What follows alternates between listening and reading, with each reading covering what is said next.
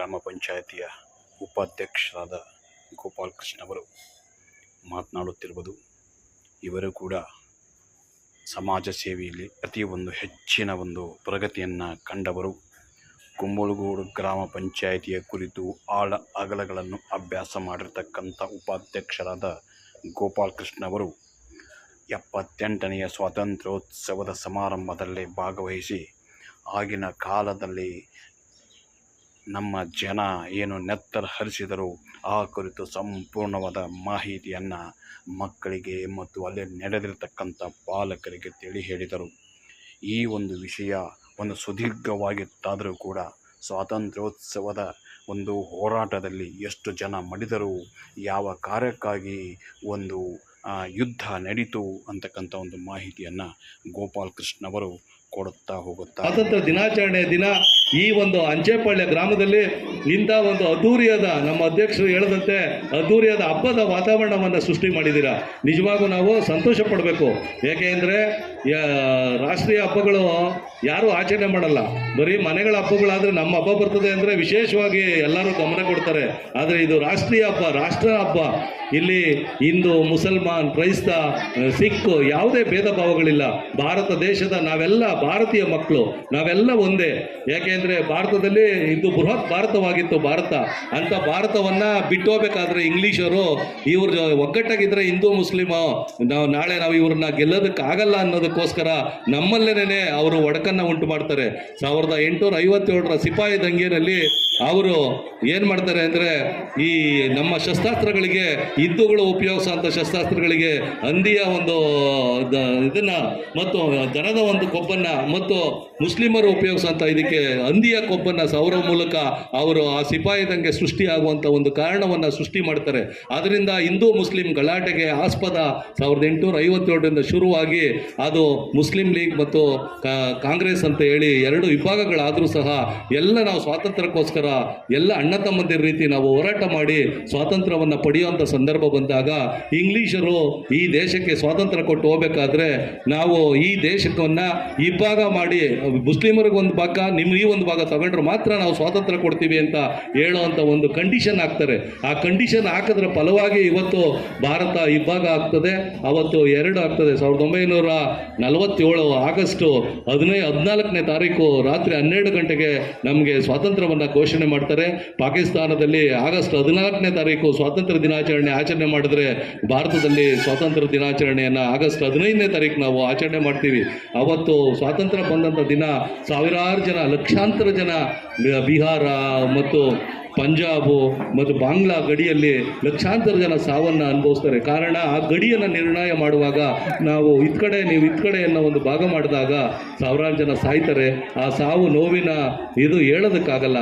ಅಂಥ ಸಾವನ್ನು ಅನುಭವಿಸಿ ಈ ದೇಶಕ್ಕೋಸ್ಕರ ದುಡಿದಂಥ, ತ್ಯಾಗವನ್ನು ಮಾಡಿದಂಥ, ಬಲಿದಾನ ಮಾಡಿದಂಥ ಜನಗಳನ್ನು ನಾವು ಸ್ಮರಿಸೋತ್ತಾ ಈ ಶುಭ ಸಂದರ್ಭದಲ್ಲಿ ನೀವೆಲ್ಲ ಸೇರಿ ಈ ಕಾರ್ಯಕ್ರಮವನ್ನು ಆಚರಣೆ ಮಾಡ್ತಾ ಇದ್ದೀರಾ. ಇವತ್ತು ನಾವು ಅಂಚೆಪಾಳ್ಯ ಶಾಲೆಯನ್ನು ನೋಡಿದ್ರೆ ಸಂತೋಷ ಆಗ್ತದೆ. ಯಾವುದೇ ಊರು, ಯಾವುದೇ ಗ್ರಾಮ ಅಭಿವೃದ್ಧಿ ಆಗಬೇಕಾದ್ರೆ ಆ ಗ್ರಾಮದ ಏಳಿಗೆಗಾಗಿ ದುಡಿದಂಥ ವ್ಯಕ್ತಿಗಳು ಇಂಪಾರ್ಟೆಂಟ್ ಆಗ್ತಾರೆ.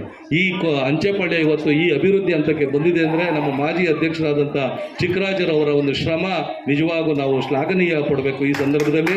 ಯಾಕೆಂದರೆ ಅವರು ಅವಿರತವಾಗಿ ಏನೇನು ಅಭಿವೃದ್ಧಿ ಕಾರ್ಯಗಳು ಆಗಬೇಕು ಅಂಚೆಪಾಳ್ಯ ಗ್ರಾಮಕ್ಕೆ ಮತ್ತು ಈ ಶಾಲೆಗೆ ಅಂತ ಹೇಳಿ ಗುರುತಿಸಿ ಅವರು ಇದನ್ನು ಅಭಿವೃದ್ಧಿ ಮಟ್ಟಕ್ಕೆ ತಂದಿದ್ದಾರೆ. ಅವರಿಗೆ ಈ ಸಂದರ್ಭದಲ್ಲಿ ನಾವು ಧನ್ಯವಾದಗಳನ್ನು ಹೇಳಕೊಡ್ತೀನಿ. ಮತ್ತು ಮಾಜಿ ಉಪಾಧ್ಯಕ್ಷರಾದಂಥ ನಮ್ಮ ರಾಮಕೃಷ್ಣರವರು ಅವರು ಸಹ ಈ ಶಾಲೆಗೆ ಹೆಚ್ಚಿನ ಆದ್ಯತೆಯನ್ನು ಕೊಟ್ಟಿದ್ದಾರೆ. ಮತ್ತು ಎಲ್ಲ ನಮ್ಮ ಅಂಚೆಪಾಳ್ಯ ಗ್ರಾಮದ ಎಲ್ಲ ಸದಸ್ಯರುಗಳು ಸಹ ಒಗ್ಗಟ್ಟಿನಿಂದ ಈ ಮಾಡಿದ್ರಿಂದ ಈ ಕಾರ್ಯಕ್ರಮ ಇಷ್ಟು ಅದ್ದೂರಿಯಾಗಿ ಬರ್ತಾ ಇದೆ. ಇವತ್ತು ನಾವೇನು ಈ ಕಾರ್ಯಕ್ರಮಕ್ಕೆ ಅಧ್ಯಕ್ಷರಾದಂಥ ನಮ್ಮ ದೇವರಾಜರವರು, ನೂತನವಾದಂಥ ಅಧ್ಯಕ್ಷರಾದ ದೇವರಾಜರವ್ರನ್ನ ಮತ್ತು ನನ್ನನ್ನು ಮತ್ತು ನರಸಿಂಹಮೂರ್ತಿ ಅವರನ್ನು ಮತ್ತು ಕೃಷ್ಣಪ್ಪನವರನ್ನ ಹಾಗೂ ಇನ್ನೂ ಅನೇಕ ಜನ ಮಹನೀಯರನ್ನು ಇಲ್ಲಿ ಕರೆಸಿ ಈ ಕಾರ್ಯಕ್ರಮದಲ್ಲಿ ನಾವು ಮಾತಾಡೋದಕ್ಕೆ ಅವಕಾಶ ಮಾಡಿಕೊಟ್ಟಿದ್ದೀರಾ. ನಿಮ್ಮೆಲ್ಲರಿಗೂ ಈ ಸಂದರ್ಭದಲ್ಲಿ ನಾನು ಧನ್ಯವಾದಗಳು ಹೇಳ್ತೀನಿ. ಇದೇ ರೀತಿ ನಾವೆಲ್ಲ ಒಗ್ಗಟ್ಟಾಗಿ ಭಾರತ ದೇಶಕ್ಕೆ ಏನು ಸ್ವಾತಂತ್ರ್ಯ ಬಂದಿದೆಯೋ ಅದನ್ನು ನಾವು ಇನ್ನೂ ಉತ್ತಮ ರೀತಿಯಲ್ಲಿ ಕಾಪಾಡಿಕೊಂಡು ಹೋಗೋಣ ಅಂತ ಹೇಳಿ ನನ್ನ 2 ಮಾತು ಮುಗಿಸ್ತೀನಿ. ಜೈ ಹಿಂದ್, ಜೈ ಕರ್ನಾಟಕ, ಜೈ ಭಾರತ. ಸರ್ಕಾರಿ ಹಿರಿಯ ಪ್ರಾಥಮಿಕ ಶಾಲೆ ಅಂಚೆಪಾಳ್ಯದ ನೇತೃತ್ವದಲ್ಲಿ ಮಕ್ಕಳು ಸಾಂಸ್ಕೃತಿಕ ಚಟುವಟಿಕೆಗಳನ್ನು ಅದ್ದೂರಿಯಾಗಿ ನಡೆಸಿಕೊಟ್ಟರು.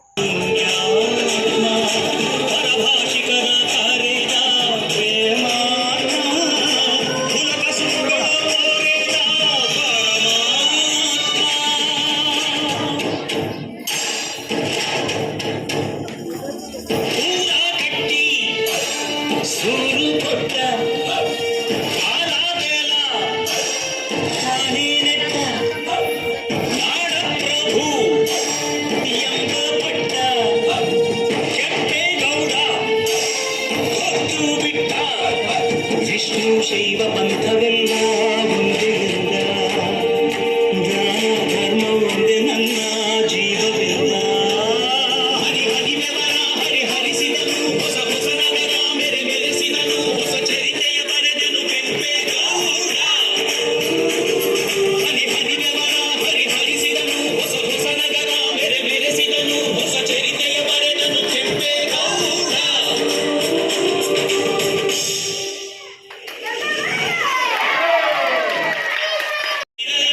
ಎಂಬ ಹಿರಿಗನಸ ಕಂಡ ಕೆಂಪೇಗೌಡ,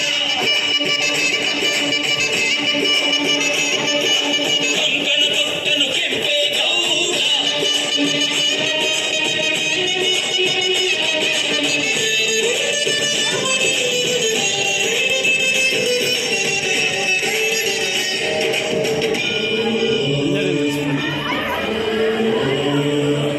ಕನಸಲ್ಲಿ ಬಂದಳು ತಾಯಿ, ದೇವಿಯ ನಮ್ಮ ತಾಯಿ ಜಗನ್ಮಾಯಿ, ಗುರಿ ಸೇರು ಉತ್ತರದಾಯಿ ಎಂದು ಬೆಳೆಯುವುದೇ ನಿಂತ ಮಹಾಮಾರಿ.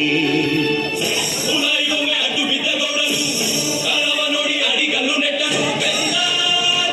ಟ್ವಿಟರ್, ಇನ್ಸ್ಟಾಗ್ರಾಮ್, ಎಕ್ಸ್ ಖಾತೆ ಮುಂತಾದ ಸಾಮಾಜಿಕ ಜಾಲತಾಣಗಳಲ್ಲಿ ನಿಮ್ಮ ಸುದ್ದಿಗಳನ್ನು ಪ್ರಕಟಪಡಿಸಲು ನಮ್ಮನ್ನು ಸಂಪರ್ಕ ಮಾಡಿ. ನಿಮ್ಮ ಯಾವುದೇ ಸುದ್ದಿಗಳನ್ನು ನಾವು ಅತಿ ನಿಖರವಾಗಿ ಮತ್ತು ಅತಿ ವಿಚಾರ ರೀತಿಯಿಂದ ಸ್ಪಷ್ಟವಾಗಿ ಪ್ರಚಾರಪಡಿಸುತ್ತೇವೆ. ಇದರಿಂದ ನೀವು ಮಾಡ್ತಕ್ಕಂಥ ಒಂದು ಸಾಮಾಜಿಕ ಚಟುವಟಿಕೆಗಳು ಎಲ್ಲ ಕಡೆಯೂ ಕೂಡ ಪ್ರಸಿದ್ಧಿಯನ್ನು ಹೊಂದಲಿಕ್ಕೆ ಸಾಧ್ಯ ಆಗುತ್ತೆ. ನಮ್ಮಲ್ಲಿರ್ತಕ್ಕಂಥ ತಂಡವನ್ನು ನೀವು ಬಳಸಿಕೊಂಡು ಈ ಒಂದು ಸುದ್ದಿ ಜಾಲದ ಪ್ರಯೋಜನವನ್ನು ತಾವು ಪಡೆದುಕೊಳ್ಳುತ್ತೀರಿ ಎಂದು ನಾನು ಭಾವಿಸಿದ್ದೇನೆ. ಉಚ್ಛಲ ಜಲಧಿ ತರಂಗ ತವ ಶುಭ ನಾಮೇ ಜಾಗೆ, ತವ ಶುಭ ಆಶಿಷ ಮಾಗೆ, ಗಾಗೆ ತವ ಜಯ ಗಾತ. ಜನಗಣ ಮಂಗಳದಾಯಕ ಜಯ ಹೇ ಭಾರತ ಭಾಗ್ಯ ವಿಧಾತ. ಜಯ ಹೇ ಜಯ ಹೇ ಜಯ ಹೇ जय जय जय जय हे। बोलो भारत माता की, महात्मा गांधी जी की, लाल बहादुर शास्त्री की, संगोल्ली रायಣ್ಣ की, मागड़ी ಕೆಂಪೇಗೌಡ की। बोलो भारत माता की। धन्यवाद सर।